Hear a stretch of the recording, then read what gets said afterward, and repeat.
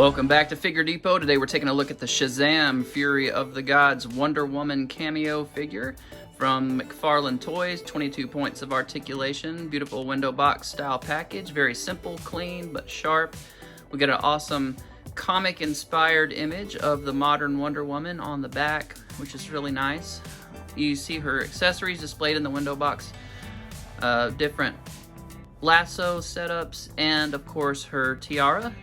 And that tiara, as you've probably heard by now, can only be used as a boomerang. It does not actually fit onto her head in any way, so I will be super gluing it on there after I do this review video. Or maybe even during, so you can see what it looks like, super glued on. And I'm also gonna add some paint to a certain pinhole on her boots. The lower leg has tan or gold colored pins, and they should be red to match the boots, so I'm going to paint that, but we'll look at that here in a second. Let's get her out of the package and get a closer look.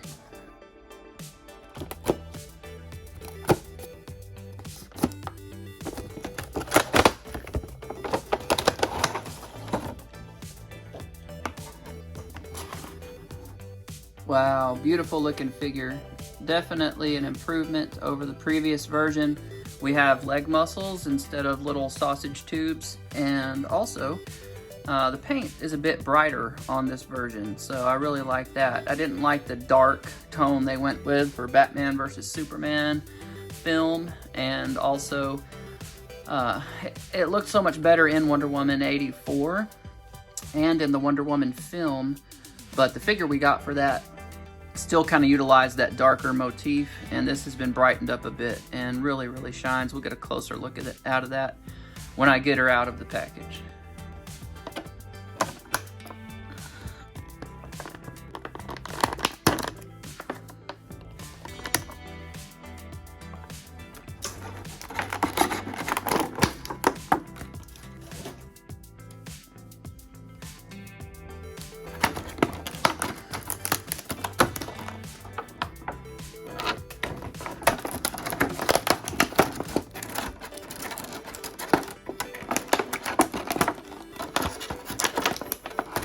There's a lot of tape on this thing.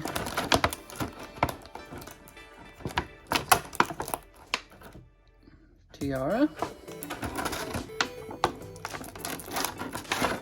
And lasso.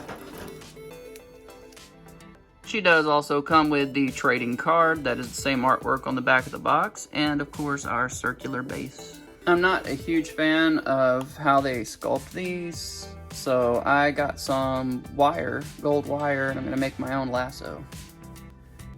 If you have the previous Wonder Woman, you're essentially getting the same figure minus this new leg sculpt, which is beautiful, and then the new face portrait, which is a very attractive portrait, although her face is more narrow. This is a little more square-jawed, so the likeness is a touch off, but I still think it's a more attractive portrait, so I definitely like it.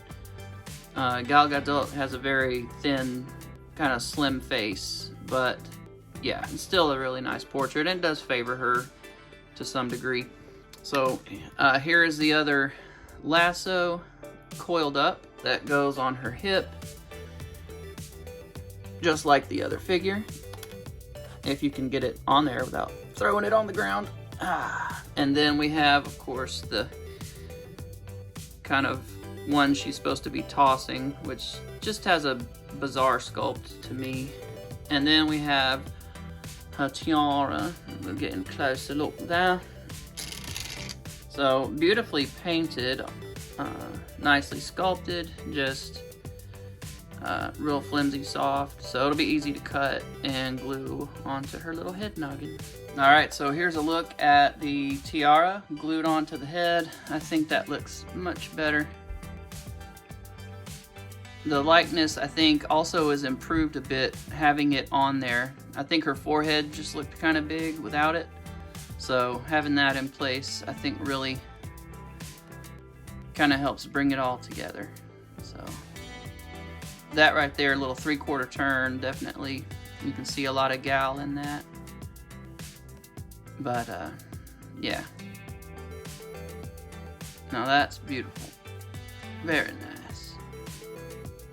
while we're in close, we can just look at the rest of her costume. Really nice detail in the sculpt. Paintwork looks pretty clean on mine, so happy about that. We get those muscular legs, which I think look really good.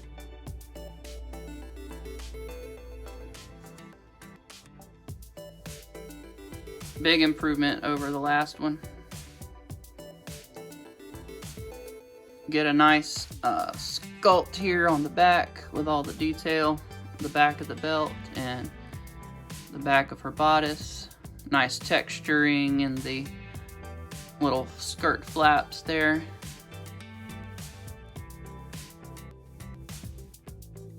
Get some chipping in the armor on her little knee guards and the straps on the back. Here you can see what I was talking about. Got to paint. Those are actually flesh colored and they should be red to match the boot. So I'll paint those up. But pretty much the same sculpt, I think, on the lower legs and boots as the previous version. I think it's just the thighs that were changed for this one. Bracers look really nice. The metallic paints on this pop really well and look really good. Nice skin tone. It's a little bit darker of a skin tone on this version than the other one. So yeah, I think overall, really nice improvement. So for your lasso here, go ahead and just uncoil some.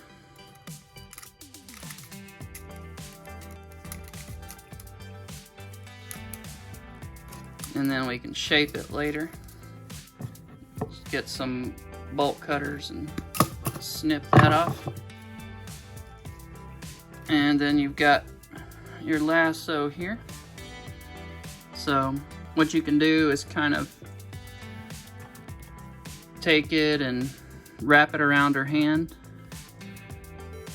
She's got a real wide grip on these hands, so you just take and kind of wrap it around there good to have her get a hold of it, and then you can pose it around however you want.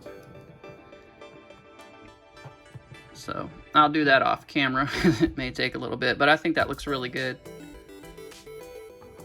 Alright, so there's a look at her with her lasso uncoiled, my little custom lasso. You can see that wire holds its shape very well, so you can just get a nice bend to it and kind of shape it how you want to, and it looks awesome.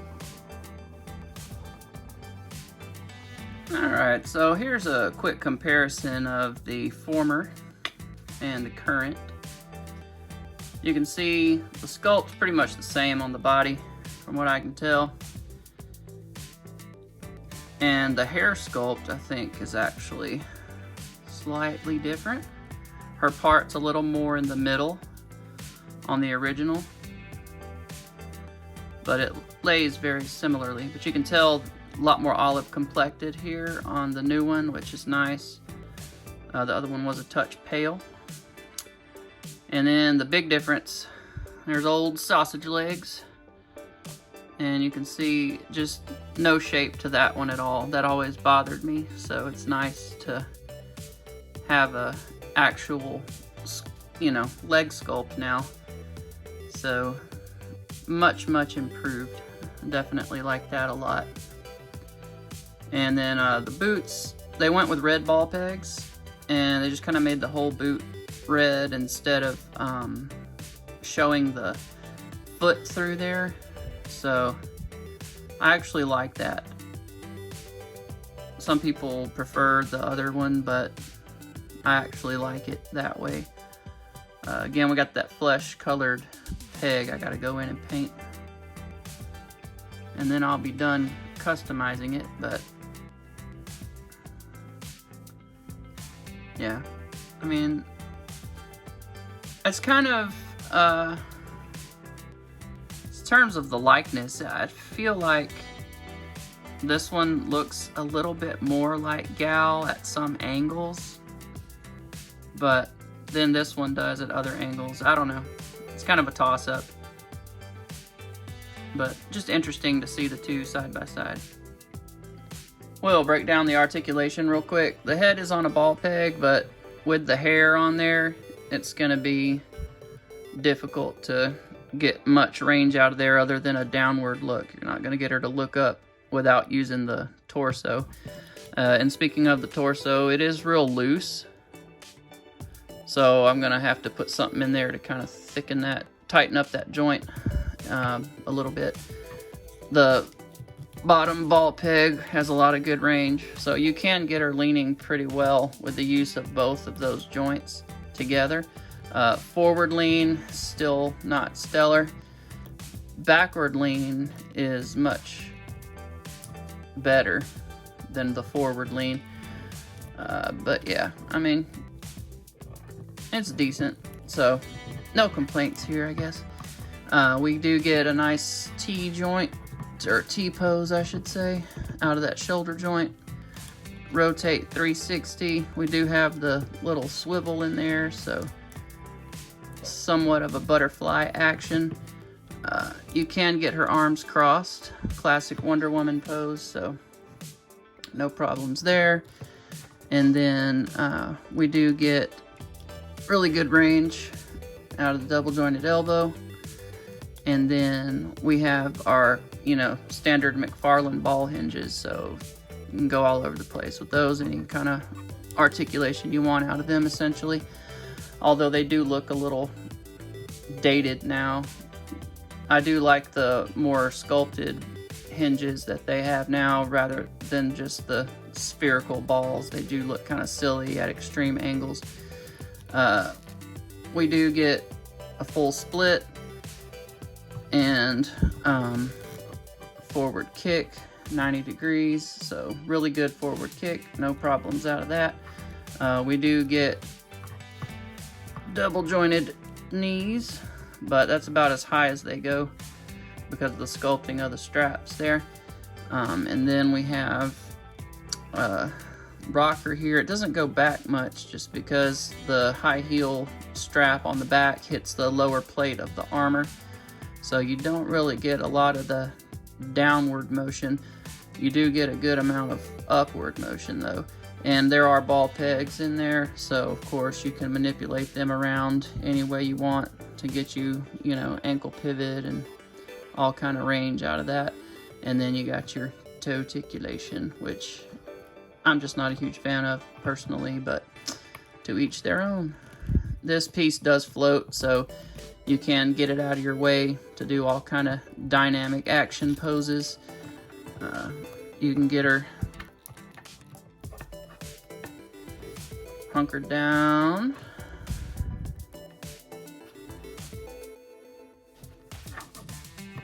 Jumping.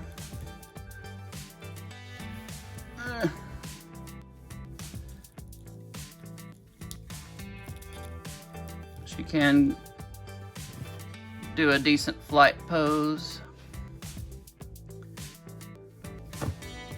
So, lots of good articulation range out of that. For some comparisons, here she is with, again, the original release and then the Mattel version. And obviously that Mattel one is in a completely different scale, but the paint on it's actually really nice. McFarlane, what's the holdup? Give us a classic Wonder Woman, please. Please. I'm kind of glad they waited till they got the leg situation figured out, but we got that down, so anytime you're ready. And then we have another Mattel Wonder Woman, the Frank Miller Dark Knight Returns version of Wonder Woman. To get an idea how she scales with other McFarlane figures, here she is with the Batgirl from the Three Jokers wave and the Catwoman from Nightfall. And she is taller than both of those female figures. She is an Amazon, so kind of down with that from a comic perspective. Here she is with McFarlane Year 2 Batman and the McFarlane Action Comics 1000 Buck with a NECA Christopher Reeve head popped on there. So that's not a bad looking Trinity right there. For one final comparison, here we have Wonder Woman with Killer Croc from Mattel's last outing with the multiverse. And of course we have Bane from McFarlane's Mega Fig collection. And that's kind of a Nightfall or Rebirth look for him. You can go either way with it, but yeah. I added my own custom tubing on there because I think it looks really good compared with what we got from McFarlane. It was a nice color, but it just looked kind of flat and just kind of blah. I think this really dresses it up quite a bit. I couldn't help myself. One more comparison. We got Nightwing and Red Hood, also from McFarlane Toys. Okay, I lied. One more comparison. We have John Wick from Diamond Select Toys, and I think she scales pretty good with these guys. Being a female, she is a bit shorter.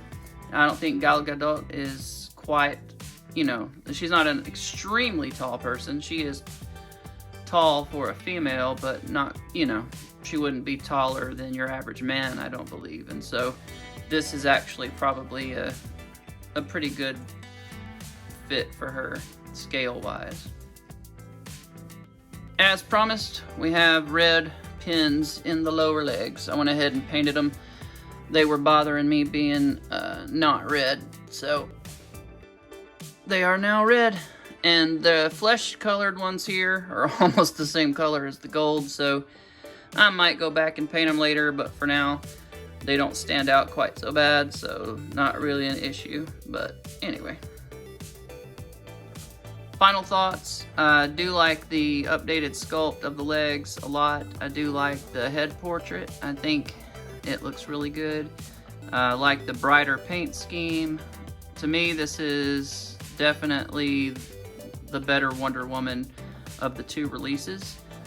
Some people prefer the other head portrait. You can pop the upper torso off and swap them and do a repainting of the legs to make it match that lighter color of the other one if you prefer that other head sculpt. But I think once you super glue the tiara onto her head, I think this one is really good, and definitely prefer that more olive complexion. So this is definitely going to be my choice. Let me know what you guys think in the comments below, and please share this video if you enjoyed it, and check out my Instagram. I'll be having pictures and stuff over there. I like to do photography, review other stuff, so go over there and check out what I've got going on over there if you like. Thank you so much for watching. I hope you enjoyed the comparisons and the look here at this McFarlane Wonder Woman. I will see you guys next time.